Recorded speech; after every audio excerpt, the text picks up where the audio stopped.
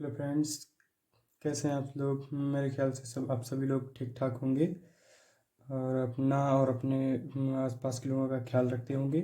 चलिए, मैं लेके आ गया हूँ भारतीय संविधान और राज्य व्यवस्था से रिलेटेड अति महत्वपूर्ण प्रश्न, जो कि सभी प्रकार की प्रतियोगी परीक्षाओं में अधिकतर पूछे जाते हैं।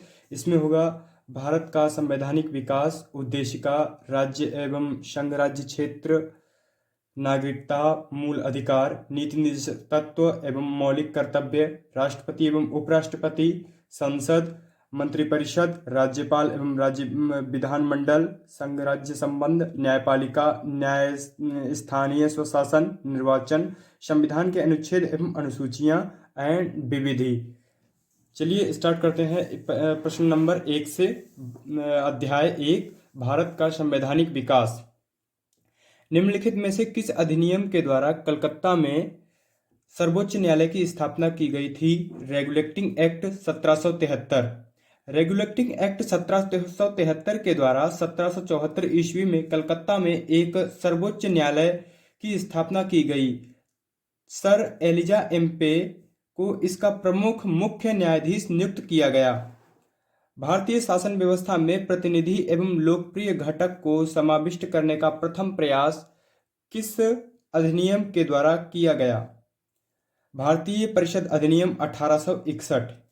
भारतीय परिषद अधिनियम 1861 के द्वारा वायसराय की परिषद का विस्तार करते हुए पहले से निर्धारित 4 सदस्यों, गृह, सैन्य, राजस्व तथा वित्त के अतिरिक्त विधि संबंधी विषयों हेतु एक 5वें सदस्य की नियुक्ति की गई। तत्कालिक वायसराय लॉर्ड कैनिंग के द्वारा प्रत्येक सदस्य को एक विशिष्ट विभाग आवंटित करते हुए विभागीय प्रणाली प्रारंभ की गई। कैनिंग ने 3 भारतीयों, बनारस के राजा, पटियाला के महाराजा तथा सर दिनकर राव को भी इस परिषद का सदस्य मनोनीत किया। इस परिषद को केवल सलाह देने का अधिकार था तथा यह वित्त विषयों पर चर्चा नहीं कर सकती थी। किस अधिनियम के अंतर्गत भारतीय विधान परिषद को बजट पर चर्चा करने की शक्ति प्राप्त हुई? भारतीय परिषद अधिनियम 1892। सूची 1 तथा सूची 2 को सम्मिलित कीजिए तथा सूचियों के नीचे दिए गए कूट का सही उत्तर चयन कीजिए। नियंत्रक मंडल की स्थापना पिट्स इंडिया एक्ट 1784 ईस्वी में की गई। सर्वोच्च न्यायालय की स्थापना विनिमय अधिनियम 1773 ईस्वी में। ईसाई मिशनरियों की भारत में कार्य करने की अनुमति चार्टर अधिनियम 1813। गवर्नर जनरल की परिषद में कानूनी सदस्य की नियुक्ति चार्टर अधिनियम 1833।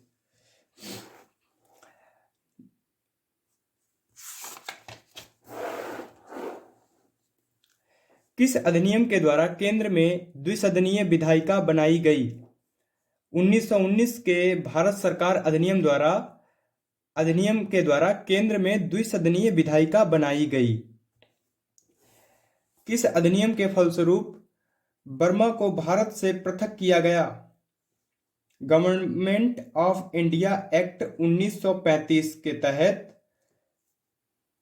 बर्मा को भारत से पृथक किया गया। 1931 के अधिनियम द्वारा स्थापित संघ में अवशिष्ट शक्तियां किसको दी गई थीं? गवर्नर जनरल को। भारत शासन अधिनियम 1935 के द्वारा केंद्र तथा प्रांतों के मध्य शक्तियों का विभाजन 3 सूचियों, संघ सूची, प्रांतीय सूची तथा संवर्ती सूची में किया गया था। अवशिष्ट शक्तियों सहित विदेश, प्रतिरक्षा तथा कुछ आपातकालीन अधिकार गवर्नर जनरल को प्रदान किए गए थे। अखिल भारतीय संघ स्थापित करने का प्रावधान शामिल किया गया था भारत सरकार अधिनियम 1935 में। भारत सरकार अधिनियम 1935 में एक अखिल भारतीय संघ स्थापित करने का प्रावधान किया गया था, परंतु यह व्यवस्था लागू नहीं की जा सकी क्योंकि देशी रियासतों ने इसमें शामिल होने से इनकार कर दिया था। राष्ट्रपति को अध्यादेश जारी करने की शक्ति किस अधिनियम के द्वारा दी गई? भारत सरकार अधिनियम 1935 में। भारत की संघात्मक व्यवस्था निम्नलिखित में से किस देश से है? कनाडा से, भारत की संघात्मक शासन व्यवस्था कनाडा के संविधान से ली गई है। कनाडा के संविधान में केंद्र राज्यों की तुलना में अधिक सशक्त है। भारत में अवशिष्ट शक्तियां अनुच्छेद 248 पर विधि बनाने का अधिकार संसद को है। अनुच्छेद 201 के अनुसार राज्यपाल द्वारा किसी विधेयक को राष्ट्रपति हेतु आरक्षित करना आदि उपबंध कनाडा के संविधान से लिए गए हैं। सूची 1 को और सूची 2 से सुमेलित कीजिए तथा सूचियों के नीचे दिए गए कूट का सही प्रयोग करके उत्तर का चयन कीजिए। भारतीय संविधान के तत्व तथा देश जिससे लिया गया। राज्यपाल के नीति निदेशक तत्व आयरलैंड, मूल अधिकार संयुक्त राज्य अमेरिका, संघ राज्य संबंधों की समवर्ती सूची ऑस्ट्रेलिया। भारत राज्यों का संघ है तथा संघ में अधिक शक्ति नहीं है कनाडा। भारतीय संसदीय प्रणाली ब्रिटिश संसदीय प्रणाली से इस विषय में भिन्न है कि भारत में न्यायिक पुनरावलोकन जुडिशियल रिव्यू की व्यवस्था है। कौन सा कथन सत्य है? संयुक्त राज्य अमेरिका में सरकार की संघीय प्रणाली है। भारत में सरकार की संघीय और एकात्मक दोनों प्रकार की प्रणाली है। फ्रांस में सरकार की संघीय प्रणाली है। पाकिस्तान में प्रधानमंत्री की नियुक्ति वहां की जनता के द्वारा की जाती है। इसमें कथन हो जाएगा सत्य। संयुक्त राज्य अमेरिका में सरकार की संघीय प्रणाली है। भारतीय संविधान में निहित मौलिक अधिकारों की अवधारणा किस देश के संविधान से ग्रहण की गई है? संयुक्त राज्य अमेरिका से। B.R. अम्बेडकर का संविधान सभा में निर्वाचन हुआ था बंबई प्रेसिडेंसी से। संविधान सभा के प्रारंभिक चुनाव 1946 में डॉक्टर भीमराव अम्बेडकर का निर्वाचन अविभाजित भारत के बंगाल प्रांत के पूर्वी भाग से हुआ था। देश के विभाजन के पश्चात यह क्षेत्र पाकिस्तान में चले जाने के कारण डॉक्टर भीमराव अम्बेडकर बंबई प्रेसिडेंसी के पुनः संसदीय क्षेत्र से उपचुनाव में निर्वाचित हुए थे। डॉक्टर भीमराव अम्बेडकर का जन्म और मृत्यु कब हुई? 1991 में जन्म हुआ और 1891 में जन्म हुआ और 1956 में मृत्यु। भारतीय संविधान के निर्माण में मुख्य भूमिका निभाने वाले डॉक्टर भीमराव अम्बेडकर का जन्म 14 अप्रैल 1891 में महू मध्य प्रदेश तथा मृत्यु 6 दिसंबर 1956 को दिल्ली में हुई। कौन अगस्त 1946 में गठित प्रथम अंतरिम सरकार का सदस्य नहीं था? Doctor S Radhakrishnan.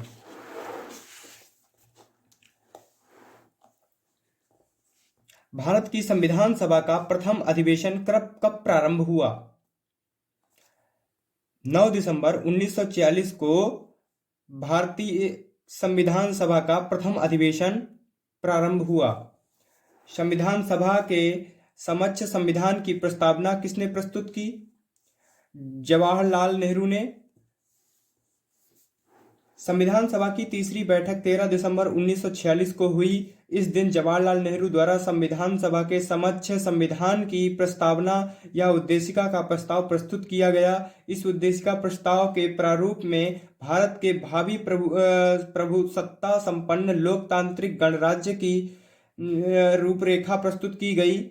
इस प्रस्ताव में एक संघीय राज्य व्यवस्था की परिकल्पना की गई थी जिससे सभी लोगों के लिए सामाजिक, आर्थिक एवं राजनीतिक न्याय आदि सुनिश्चित हो सके। इस प्रस्तावना को संविधान सभा द्वारा 22 जनवरी 1947 को स्वीकार किया गया। सूची 1 तथा सूची 2 को सुमेलित कीजिए तथा सूचियों के नीचे दिए गए कूट का सही उत्तर चयन कीजिए। संविधान सभा के पहले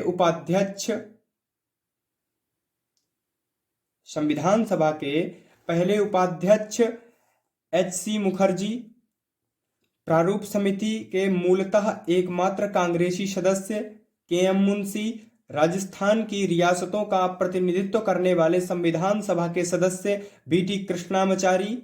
संघ संविधान समिति के अध्यक्ष जवाहरलाल नेहरू। भारतीय संविधान के निर्माण हेतु भारतीय संविधान सभा के कुल कितने अधिवेशन आयोजित किए गए थे? 11 अधिवेशन आयोजित किए गए थे। भारतीय संविधान के निर्माण में संविधान सभा को 2 वर्ष 11 माह और 18 दिन का समय लगा था और इस दौरान इससे कुल 11 अधिवेशन कुल अवधि 165 दिन आयोजित किए गए थे। संविधान निर्माण पर कुल 64 लाख रुपए का खर्च हुआ।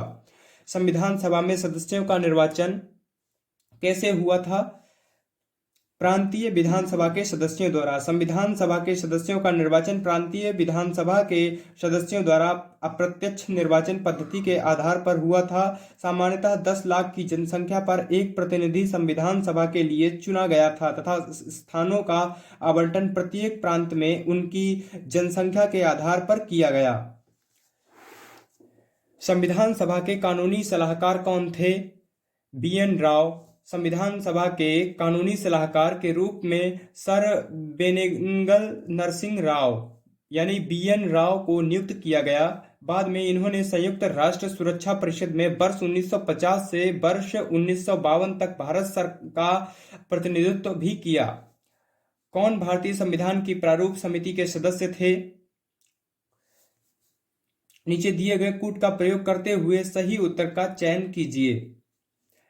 N गोपालास्वामी अयंगर और अल्लादी कृष्णा स्वामी अय्यर में 2 सही हो जाएंगे। N गोपालास्वामी अयंगर और अल्लादी कृष्णा स्वामी अय्यर।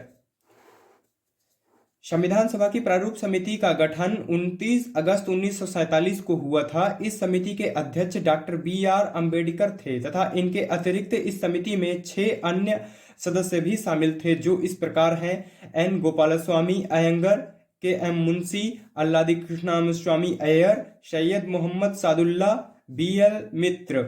इन्होंने स्वास्थ्य कारणों से त्यागपत्र दे दिया था। तत्पश्चात N माधव राव ने पद संभाला। DP खेतान।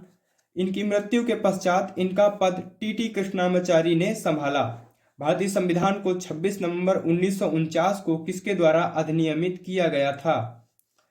भारतीय संविधान का प्रारूप 26 नवंबर 1949 को तैयार हुआ, जिसे संविधान सभा के सदस्यों द्वारा 26 नवंबर 1949 को अंगीकृत, अधिनियमित और आत्मार्पित किया गया। संविधान सभा के प्रारूप पर संविधान सभा के कुल 299 सदस्यों में से उपस्थित 284 सदस्यों द्वारा हस्ताक्षर किए गए थे तथा संविधान के कुछ प्रावधान इसी दिन लागू किए गए थे, जैसे राष्ट्रपति का निर्वाचन, नागरिकता तथा निर्वाचन संबंधी प्रावधान आदि।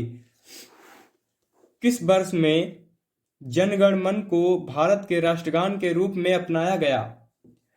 वर्ष 1950 में जनगण मन की रचना रविंद्रनाथ टैगोर द्वारा वर्ष 1911 में की गई थी। इसे संविधान सभा द्वारा राष्ट्रगान के रूप में 24 जनवरी 1950 को अपनाया गया। राष्ट्रगान नेशनल एंथम के गायन का समय 52 सेकंड होता है। जनगण मन को पहली बार वर्ष 1911 में भारतीय राष्ट्रीय कांग्रेस के कलकत्ता अधिवेशन में गाया गया था, जिसकी अध्यक्षता विशन नारायण धर ने की थी। संघ संविधान समिति का अध्यक्ष कौन था? जवाहरलाल नेहरू। संघ संविधान समिति के अध्यक्ष जवाहरलाल नेहरू एवं मूल अधिकार उप समिति के अध्यक्ष JB कृपलानी थे। डॉक्टर BR अम्बेडकर प्रारूप समिति के अध्यक्ष थे तथा अल्लादी कृष्णस्वामी अय्यर प्रारूप समिति के सदस्य थे। दोस्तों, अगर वीडियो अच्छा लग रहा हो तो लाइक और शेयर जरूर करते रहिए। संविधान को 26 जनवरी के दिन लागू करने का निर्णय इसलिए किया गया क्योंकि कांग्रेस ने इस तिथि को वर्ष 1930 में स्वतंत्रता दिवस के रूप में मनाया था। भारतीय राष्ट्रीय कांग्रेस के लाहौर अधिवेशन 31 दिसंबर 1929 में पूर्ण स्वराज्य की घोषणा की गई तथा 26 जनवरी को प्रतिवर्ष स्वतंत्रता दिवस मनाए जाने का संकल्प लिया गया। इस अधिवेशन की अध्यक्षता जवाहरलाल नेहरू ने की थी। अब आ जाते हैं उद्देशिका में। भारतीय संविधान की प्रस्तावना में जिन आदर्शों एवं उद्देश्यों की रूपरेखा दी गई, उनकी व्याख्या की गई है। मूल अधिकारों, राज्य के नीति निर्देशक सिद्धांतों एवं मौलिक कर्तव्यों के अध्याय में। भारतीय संविधान की प्रस्तावना संविधान के उद्देश्यों को प्रतिबिंबित करती है। इसका मुख्य उद्देश्य सामाजिक, आर्थिक, राजनीतिक, विचार, अभिव्यक्ति, विश्वास, धर्म और उपासना की स्वतंत्रता, प्रतिष्ठा और अवसर की समानता आदर्शों को प्राप्त करना है। प्रस्तावना में जिन आदर्शों एवं उद्देश्यों की रूपरेखा दी गई है उनकी व्याख्या संविधान में मूल अधिकारों, राज्य के नीति निर्देशक सिद्धांतों तथा मौलिक कर्तव्यों संबंधी अध्याय में की गई है। भारतीय संविधान की उद्देशिका में निहित संपूर्ण प्रभुत्व संपन्न लोकतंत्रात्मक गणराज्य, पंथ निरपेक्ष तथा समाजवादी आदि शब्दों का सही क्रम क्या है? संपूर्ण प्रभुत्व संपन्न समाजवादी पंथ निरपेक्ष लोकतंत्रात्मक गणराज्य, यही सही उत्तर हो जाएगा। संपूर्ण प्रभुत्व संपन्न समाजवादी पंथ निरपेक्ष लोकतंत्रात्मक गणराज्य, मतलब बी सही हो जाएगा। भारतीय गणतंत्र की 26 जनवरी 1950 को संवैधानिक वस्तुस्थिति क्या थी जब संविधान लागू किया गया था? संपूर्ण प्रभुत्व संपन्न लोकतंत्रात्मक गणराज्य। 26 जनवरी 1950 को भारतीय गणतंत्र की संवैधानिक वस्तुस्थिति रियलिटी भारतीय संविधान की उद्देशिका के अनुसार संपूर्ण प्रभुत्व संपन्न लोकतंत्रात्मक गणराज्य की थी। संविधान में हमारे राष्ट्र का उल्लेख किस नाम से किया गया है? भारत तथा इंडिया। संविधान में हमारे राष्ट्र का उल्लेख दो नामों में किया गया है, भारत तथा इंडिया के रूप में किया गया है। अनुच्छेद 1 के अनुसार भारत अर्थात इंडिया राज्यों का संघ होगा। India that is Bharat shall be A union of states. भारतीय संघवाद को सहकारी संघवाद किसने कहा था? जी ऑस्टिन ने। जी ऑस्टिन एक अमेरिकी इतिहासकार थे। इन्होंने भारतीय संघवाद को सहकारी संघवाद, कोऑपरेटिव फेडरलिज्म कहा है। केसी हियर के अनुसार भारतीय संविधान एक अर्ध परिसंघीय क्वेसी फेडरल संविधान है। भारतीय संविधान में उद्देशिका का विचार संयुक्त राज्य अमेरिका के संविधान से तथा इसकी भाषा ऑस्ट्रेलिया के संविधान से ली गई है। हम भारत के लोग, be the people of India शब्दों का प्रयोग संविधान में कहाँ किया गया है? संविधान की प्रस्तावना में। भारतीय संविधान की प्रस्तावना का प्रारंभ हम भारत के लोग शब्दों में प्रारंभ होता है। इसका अर्थ है कि भारतीय संविधान का मूल स्रोत भारत की ही जनता है तथा वही समस्त शक्तियों का केंद्र बिंदु है और वह किसी बाह्य सत्ता के अधीन नहीं है। निम्नलिखित शब्दों में से कौन सा शब्द सन 1975 में भारतीय संविधान की प्रस्तावना में सम्मिलित नहीं था? अखंडता। भारतीय संविधान की प्रस्तावना में समाजवादी, पंथ निरपेक्ष और अखंडता शब्दों को 42वें संविधान संशोधन अधिनियम 1976 द्वारा जोड़ा गया। इसके द्वारा भारतीय संविधान में व्यापक परिवर्तन किया गया। इस संशोधन से 2 नए अध्याय 4 का और 14 का और 9 नए अनुच्छेदों को जोड़ा गया तथा 52 अनुच्छेदों में संशोधन किया गया। सभी व्यक्ति पूर्णता और समान रूप से मानव हैं, यह सिद्धांत जाना जाता है सार्वभौमिकता से। सभी व्यक्ति पूर्णता और समान रूप से मानव है, यह सिद्धांत सार्वभौमिकता के नाम से जाना जाता है। इसके अनुसार सभी व्यक्तियों को उनके मानव अधिकार समान रूप से बिना किसी भेदभाव के उपलब्ध होने चाहिए। भारत के संदर्भ में निम्न में से कौन पंथ निरपेक्ष शब्द का सही भाव व्यक्त करता है? भारत में राज्य का कोई धर्म नहीं है। भारत में राज्य का कोई धर्म नहीं है। पंथ निरपेक्ष शब्द संविधान की प्रस्तावना में 42वें संविधान संशोधन अधिनियम 1976 द्वारा जोड़ा गया। पंथ निरपेक्ष राष्ट्र से तात्पर्य ऐसे राज्य से है जो किसी धर्म विशेष को राज्य के धर्म के रूप में मान्यता नहीं देता, बल्कि वह सभी धर्मों को तटस्थ भाव से समान संरक्षण प्रदान करता है। पंथ निरपेक्ष राज्य में धर्म व्यक्तिगत विषय माना गया है। निम्नलिखित उद्देश्यों में से कौन सा एक भारत के संविधान की उद्देशिका में सन्निहित नहीं है? आर्थिक स्वतंत्रता। भारतीय संविधान की उद्देशिका में सभी नागरिकों को सामाजिक, आर्थिक और राजनीतिक न्याय के साथ साथ विचार, अभिव्यक्ति, विश्वास, धर्म और उपासना की स्वतंत्रता का लक्ष्य रखा गया है। ध्यातव्य है कि भारतीय संविधान की उद्देशिका में आर्थिक स्वतंत्रता की नहीं बल्कि आर्थिक न्याय की बात की गई है। विवादों में से किसमें सर्वोच्च न्यायालय ने प्रस्तावना को भारतीय संविधान की मौलिक संरचना का